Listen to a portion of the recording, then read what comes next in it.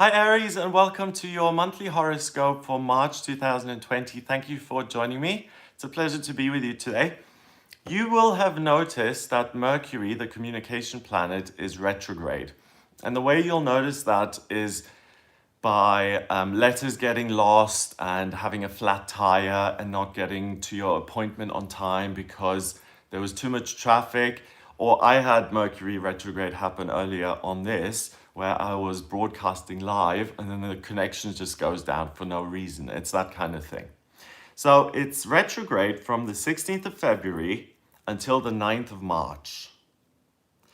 So I would lay off really bulldozing my way forward, and happy birthday, by the way, as well, until at least the 9th of March, because you're not going to be in your right mind. You're going to see things from a different perspective than you will when Mercury is direct. So Mercury goes retrograde, and it retrogrades into Aquarius on the 5th of March. On the 9th, it goes direct. It stays in Aquarius until the 16th, and then it goes into your 12th house of spirituality and spiritual strength. On the 5th of March, it's in the 11th house in retrograde at 29 degrees in Aquarius. So trying to help other people, no good deed goes unpunished. There is room for misunderstanding. So try and buckle down as much as you can on being practical and working. Keep things simple and don't get into arguments with people, and especially friends. Leave that until Mercury goes direct to solve those issues if there are any. Also on the 5th of March, we have Venus, the planet of love and beauty. That goes into Taurus. And it goes into Taurus in your second house of money and belongings at 0 degrees. Venus is the planet of love, beauty, and creativity. She rules Taurus, so she loves being in that sign because she's able to express her love and beauty in a physical way. So a beautiful woman or a beautiful man. It's in your second house of money, so you're able to take something that you love and you're able to put that into some sort of practical format to make money with it. And Uranus, the outer planet of the unexpected, the miraculous, that sits at 3 degrees. 3 in numerology is communication. In Taurus, also in the second house. So look within, because you're going to find something unique within yourself that you love to do, and you will be able to do that on top of your existing job, or if you're a student, or if you're retired, you can do it on the side and you can really love something that you do on a daily basis that really fulfills you. Unfortunately, when I lived here before Brighton, I always went to the barber shop and I loved the guy who was in there. He always said, if I said, "Hey, how's it going?" he always said average, because he had chronic pain and all of this stuff. But he always kept it funny, and he was really snarky and funny. He was a funny guy. And he wanted to retire desperately. A year later, he's dead. And then I read that it's very common for people who retire to last about 18 months after retirement.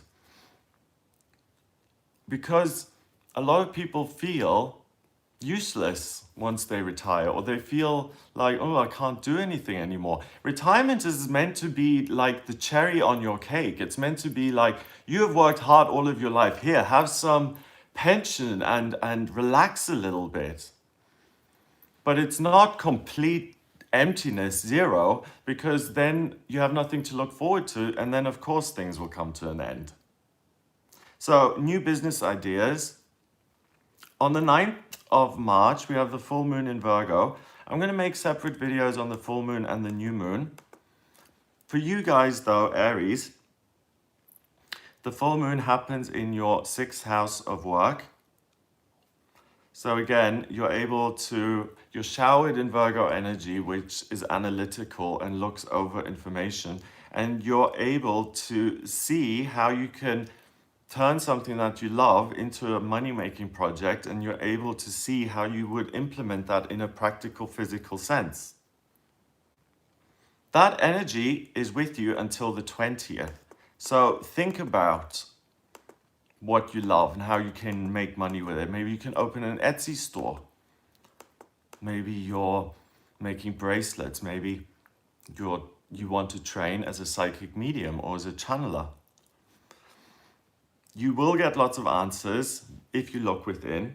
On the 20th of March, we have the spring equinox, and we have your birthday, the sun going into Aries. So happy birthday, dear Aries. The sun is in your first house at 0 degrees in Aries, and Chiron is at 5 degrees in Aries, next to your sun. Chiron is an asteroid, and it's known as the wounded healer. And it sits on top of your sun, and this spring, the 20th of March, if you take action in this field of business and work, you're able to heal the wounds from the past, and you're really able to transform your financial situation because you're providing something unique that stems from you watching this right now. The clocks also move forward in the UK by 1 hour on the 29th of March, I think, at the end of the month anyway. And that means that there's more light and fire in the world. So things are going to speed up now. We're not in this time of Pisces where, things are we're seeing them come to a close. We're really starting up again now, and it's new ideas, new ventures. Let's go, let's go, let's go. Mars conjuncts Jupiter on the 20th of March and they stay conjunct until the end of the month. Mars is ambition and drive. Jupiter is the lucky planet. They're in Capricorn, the sign of the worker, in your 10th house of work at 22 degrees, which is the master number of the builder. So not only can you heal the wounds when it comes to work and money, yes, you can heal those, but you can completely transform your working life and build something that is completely different and something that is completely your own this month. You've got Saturn, Pluto, Mars, and Jupiter sitting in your 10th house of career, and the sun in your sign of Aries and Chiron in Aries.